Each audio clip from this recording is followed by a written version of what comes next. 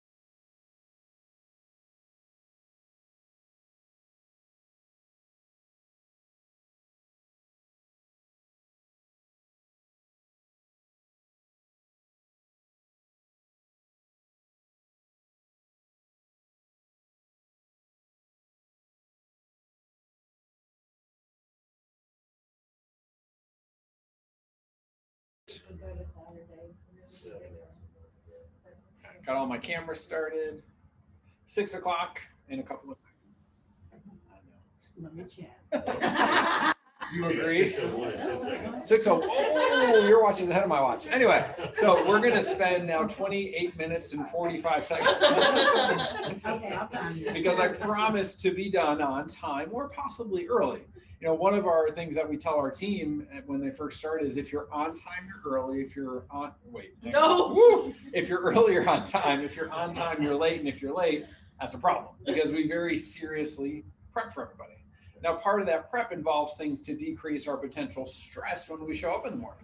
So if you ever have the honor of sitting outside before we unlock the door and watch us do really weird, fun stuff, we're doing something called a huddle and we're playing a game. And sometimes patients come in because I have to let you in sometimes before we open the door, and we'll make you play with us if you come in early. But the topic of tonight is stress. And this is a different version of the class than we've taught probably for the last 2.5-ish years. This is a version of one that focuses a little bit more on physiologically what happens to your body when you get stressed, as opposed to what I've been teaching for the last few years. I kind of dug an old one out because I thought it was particularly important for what's happening in the world right now that we hit both sides of it. So my promise to you is that I very well prepare for these workshops. It's backed up by various research. I'm going to bring you things that are going to give you an opportunity to make lifestyle changes that will ultimately increase your health and require you to need every doctor in your life less. And my ask of you, whether you're online, hopefully you're going to take some notes if you're online, or if you're in person, it's easier to tell if you're paying attention because you're physically here, is that you're open to the information that we're sharing. Because not necessarily in this class, but some of the other workshops that we do, we might be sharing some things that might be in direct opposition to what you believe to be true. And anything we ever go over in a workshop, it's backed up by the most advanced research into what's actually happening in the world right now and what we can do to be our absolute best. One of the sad statistics when it comes to healthcare is once a research is done related to some kind of thing for treatment, on average, it takes 17 years from the time it gets put in the new textbooks, gets taught in the school, and the doctors who learned it are now in practice. The problem with science is it's changing all the time. which means by the time some of those things are out, like genetics as it was taught, and we're going to touch on that a little bit in tonight's workshop, genetics as it was taught in like the 80s, 90s, and maybe even a little bit into the early 2000s, they're not even allowed to print those books anymore because they're so incredibly incorrect. But we thought we knew the science at the time, so we said, this is what it is. And now we found out, oops, maybe we didn't really know as much as we think we do. And I think as humans, we're going to do that a lot in life. Everyone sitting in the room right now, I know you're all going to agree with this, that there's a power much greater than us. And when we believe we've got it all figured out, clearly we're going to get thrown something to go, nope, you're not nearly as wise as you think you are, because the wisest of us and the development of science was to ask questions. Without going too far off topic, one of my frustrations with the world over the last 10 or 12 months is this phrase that the science is settled. By the scientific method, science is never settled. It can't be, otherwise we're not following science and the scientific method. So to state things of, well, I do this because the science is settled just simply means, well, we chose the research we wanted to follow and maybe we're not looking for other opportunities. And other opportunities is really when I want to take the core of our workshop on stress tonight. But the first place to start, besides, you know, my clicker working, there we go, is how many people feel like you might have a little stress in life? How many feel like it might be a little bit more, there might be some different stresses than, oh, say, February of last year? Oh, for sure. Before it was world knowledge that there was this COVID pandemic thing, right? So there's different stress for all of us. So the fact is we all have stress. We all get to choose how we deal with stress. And the primary research that we're going to dig into tonight is what happens with our view on stress. Because how we look at stress is actually how it affects our body. So some statistics to go over on that is it's really dependent on your view, which really just should make us realize even more so that science is never settled and we constantly need to be looking into things. And in some of our workshops we talk about, we actually teach you how to read research, understand what's happening. We warn you about something called the streetlight effect, which is known in research of if we're looking in a direction, we're going to find the thing we're looking for. It's that simple. So the best research is the double-blind gold standard research. A lot of what's happening right now is not that. There's just simply not enough time to look at it that way. So, you know, to really do those studies, those could take years or decades to do the most right way. The double-blind, and you know, where the streetlight effect is, it says, I want to find this solution, so I'm going to do research to see if I can find this thing I want. And it's not by any malice, but when we get paid to do research, we're paid by someone who wants you to find something. That's why it gets done. So we're going to tend to be biased to seeing the things that we're looking for and maybe missing the other stuff that's happening. So we all have stress, and the question is, what do we do with that? And I'm sure we've all felt a little bit more like this guy. Maybe the smiley face is going the other way these days, who knows? One of the things that my team appreciates about me now that they've been around me a little while is I'm an eternal optimist. So I'm almost always going to try to find the greatest thing that is happening no matter what it is.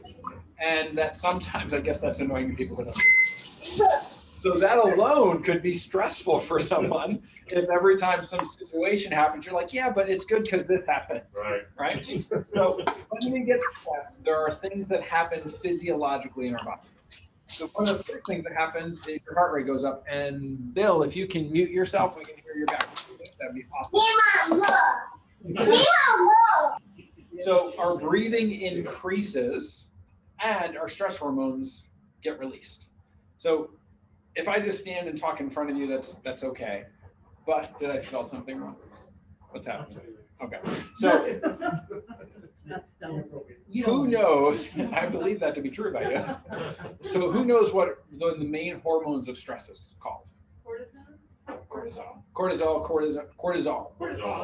is the shot thing. Yeah. That's it. That's our pain management. We'll talk about that in a different workshop. But cortisol, among other things, cause a lot of physiological challenges, including forcing us to keep a little extra around the midsection. Yeah.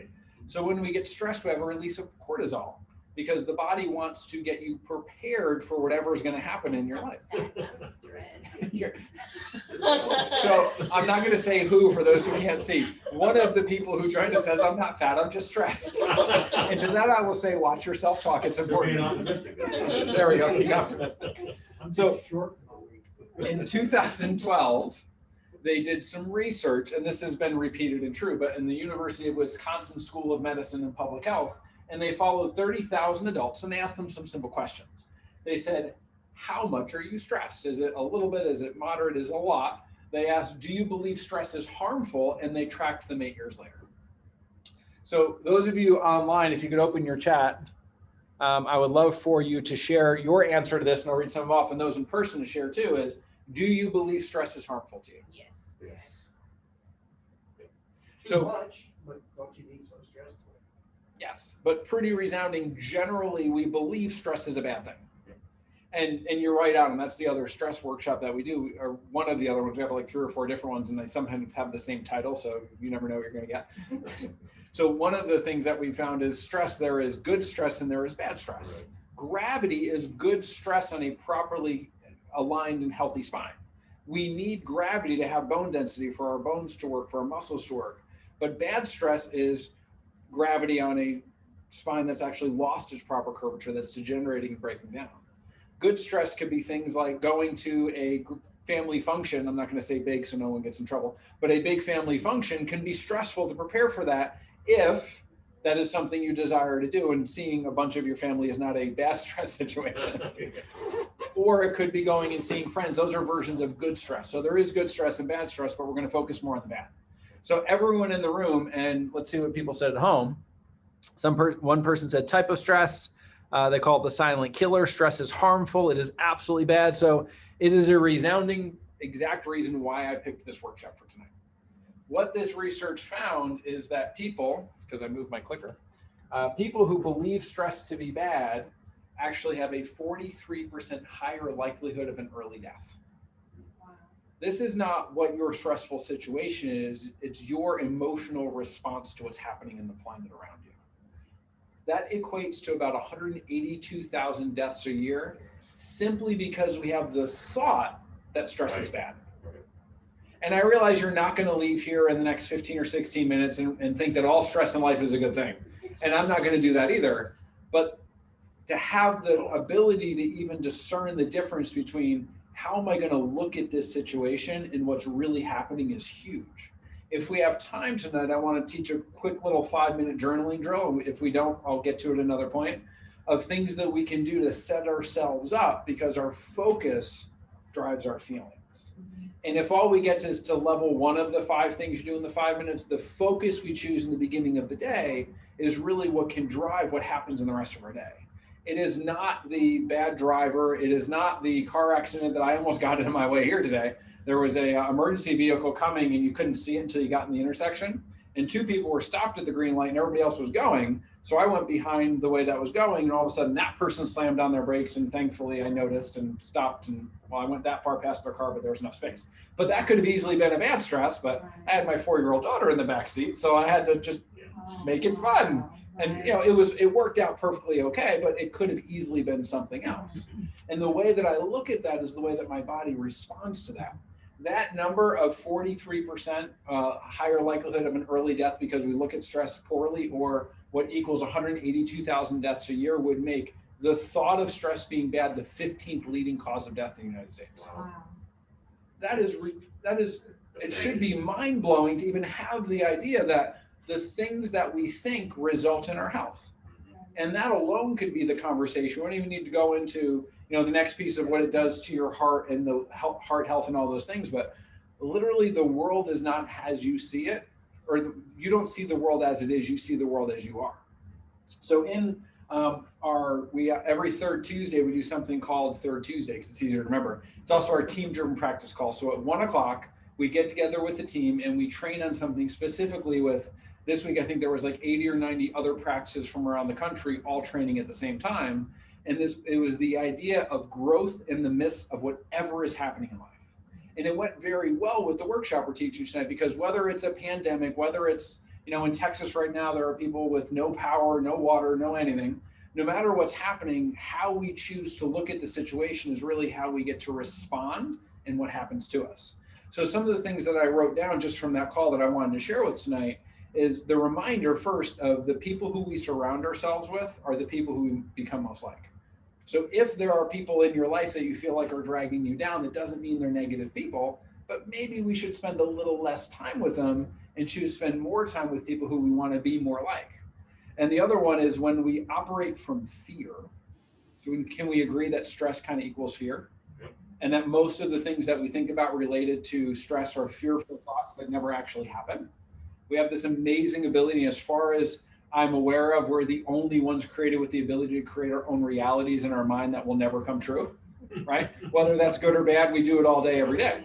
So when we operate from fear, I think it's the cleaning crew trying to come in early. We actually live in direct opposition to our blessings, in direct opposition to our growth, and we cut ourselves off from our greatest potential. So the takeaway that I would love for you to have is just to have the thought of, is this stress bad, or is there something I can learn from it?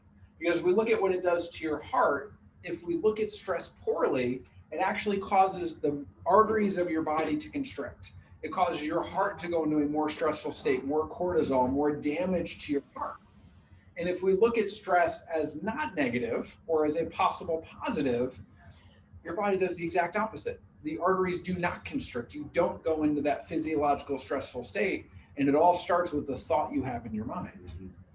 So the idea process that even the idea that we have the human body figured out in its greatest creation is absurd to me. I think we know some things and we're going to figure out more stuff along the way. And that if we can be properly connected to the source of where all things come from, whether it's the physiological one or the greater one above us, then we can really experience the life that we were designed to have.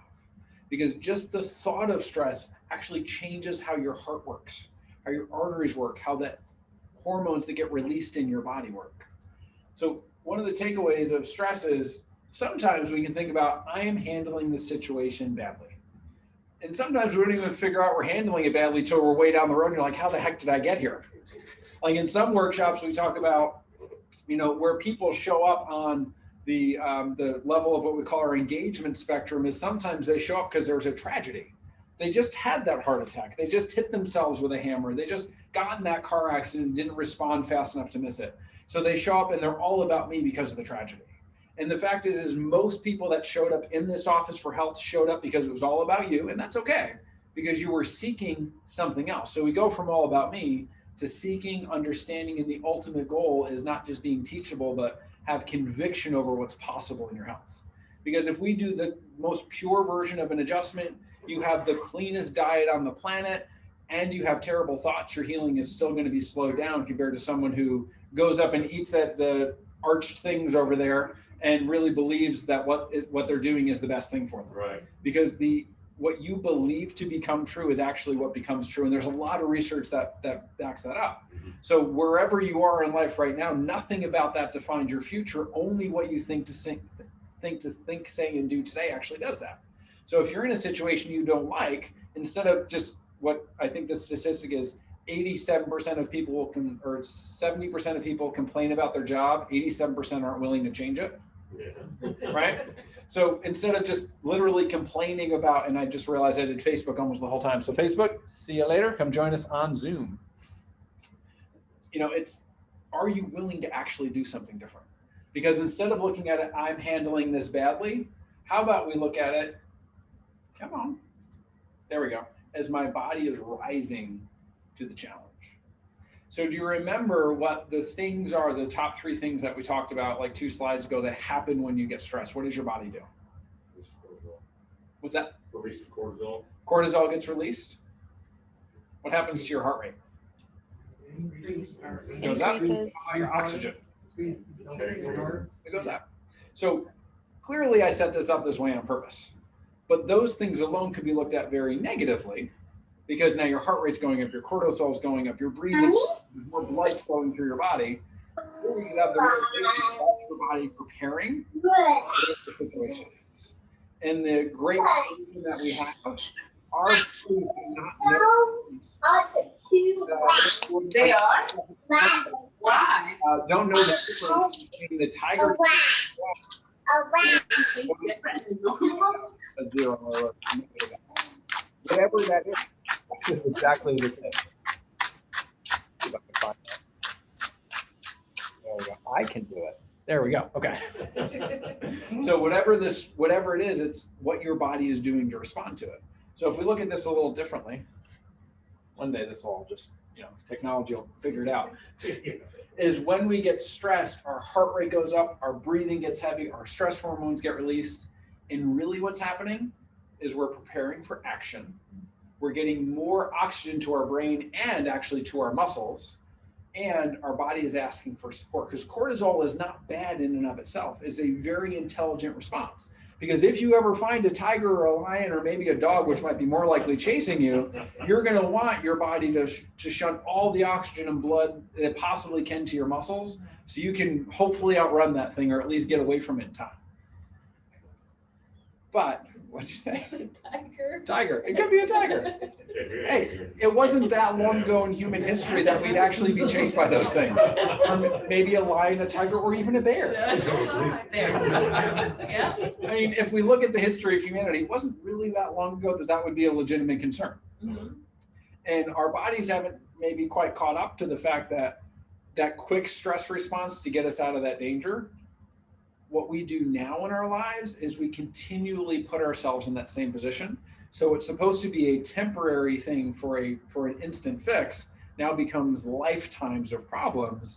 And then we can start to understand how just looking at a situation poorly, how basically telling our body how to respond to what's happening around us can decrease our life expectancy, and it can be the 15th leading cause of death in the United States. If we're legitimate about looking at causes of death. Right. I mean, we're not legitimate in how we look at that. We say things like heart disease is the #1 cause, cancer is the #2. What switches between cancer and heart disease is actually medical intervention in the health, which that should tell you something. And again, I don't ever intend to sound like I'm beating up anything. And I know sometimes I come across that way. So I always like to put this little thing in there is the healthcare system we have is not a healthcare system. It is a tragedy intervention system. It is beautiful. It is wonderful. It saves lives every single day and is absolutely essential.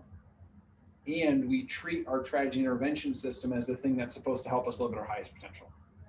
It's why in the United States right now, we are considered like the 47th or the 49th of all developed countries for health outcomes.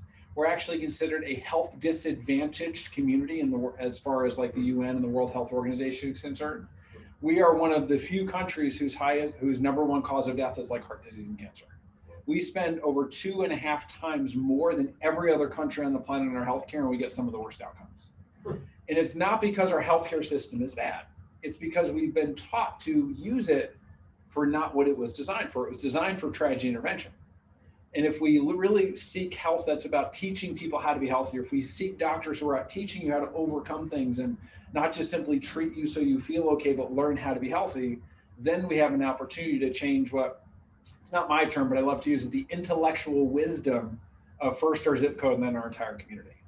So our body is really getting ready. And some of the other things that happen in your innate intelligence are that what's put in you at the moment, those 2 cells become 1 cell, there's actually a flash of light. That can be whatever you believe it is. I know what I believe it is. I think that's another one of those miracle things, that there's literally a void of light in that area at the time. And there's a flash of light the second those 2 cells come together. It's been recorded on video. I think that's awesome. So your body is designed to take stress and become more resilient. It actually has an opportunity in short term to increase your immunity, increase your heart rate, increase your connection to others, because oxytocin is the opposite of cortisol. So it's that connecting. It's one of the primary hormones that new moms release as they go through the process of birth. They get a flood of oxytocin, which I hear at least that is part of the reason why moms tend to forget what the process was like, and they are like, oh, that wasn't that bad, because oxytocin actually overrides it. I don't know if that's true, but that's one of the things. Not. It does wear off eventually.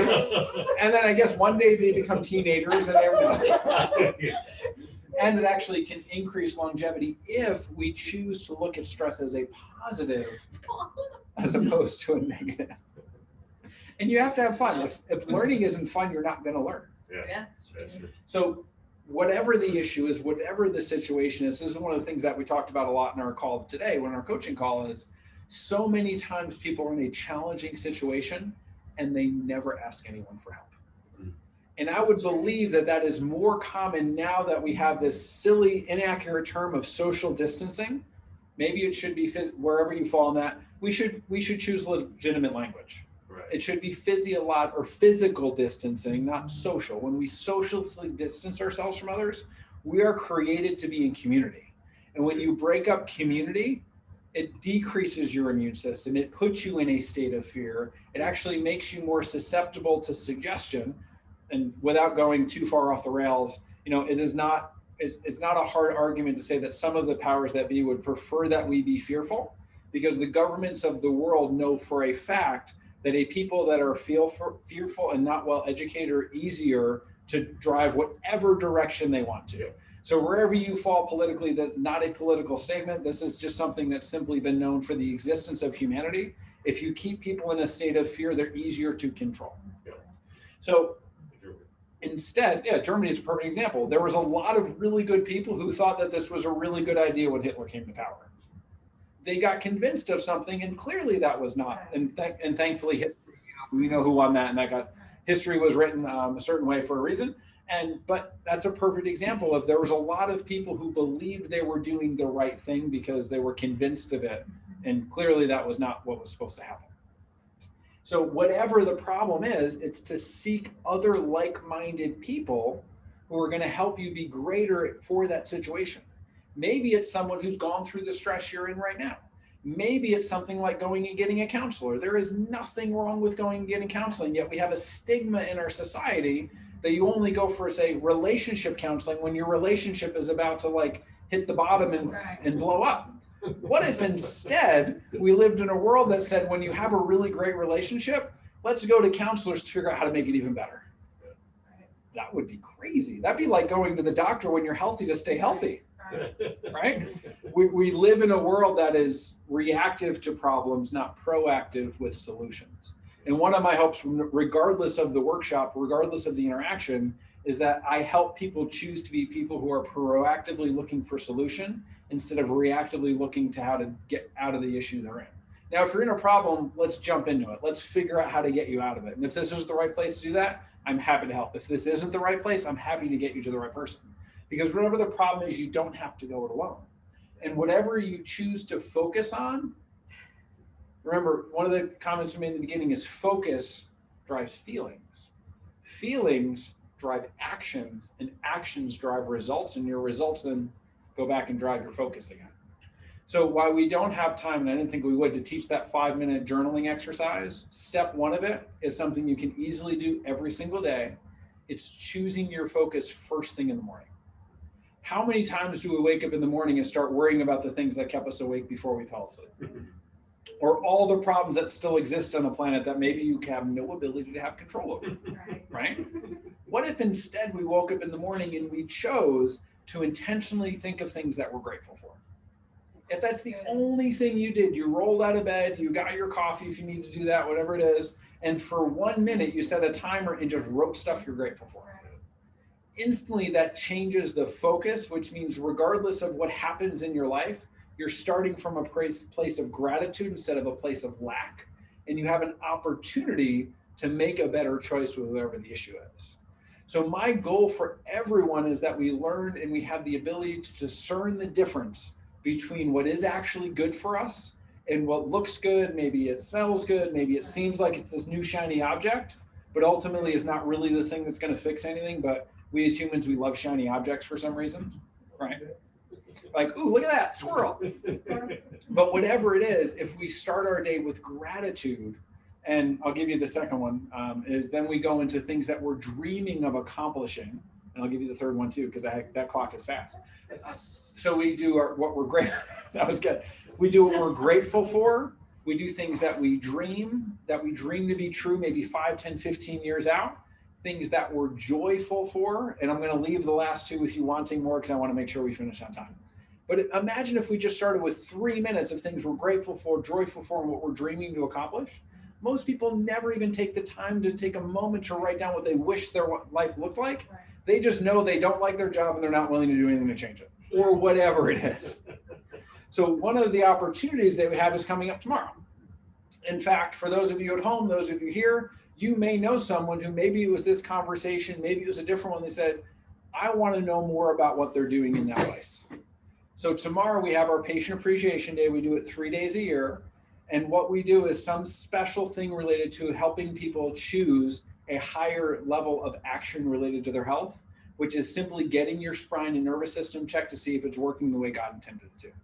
Because the fact is neurologically, we're designed with less than 10% of our nerves to tell us when there's a problem, and the other 90% are controlling everything else. So if we wait until the problem shows up, we're going to have a heck of a lot more work to do to help get you back to where you belong. If we be proactive and choose to say, maybe it's tomorrow, come get checked, find out if your body's working right, then maybe we can avoid issues from ever happening in the first place. So we still have a couple of appointments in the morning, I think maybe 1 or 2 in the afternoon. We're doing the new patient exam and x-rays for $100 off tomorrow. So that's including the report, that's all of it. So if you know someone who simply should or desires to have more in health, more in life, there's only so many places that actually do and teach real healthcare if we look up the definition of that. And that is one of the things that we do here. And I want nothing from you, I want everything for you. So take that step, do that next thing. Maybe it's starting with gratitudes. Maybe it's coming and getting checked. Maybe it's, you notice there's a cup of water here and you never drink any water, and now you've realized maybe we should drink some water. Whatever it is, if you improve your health in your life by 1% every single day, my favorite math on the planet is what happens 100 days later. It's 100% better. So it doesn't matter where you start. What only matters is where you choose to go. So if you're at home, I'm going to post up that survey really quick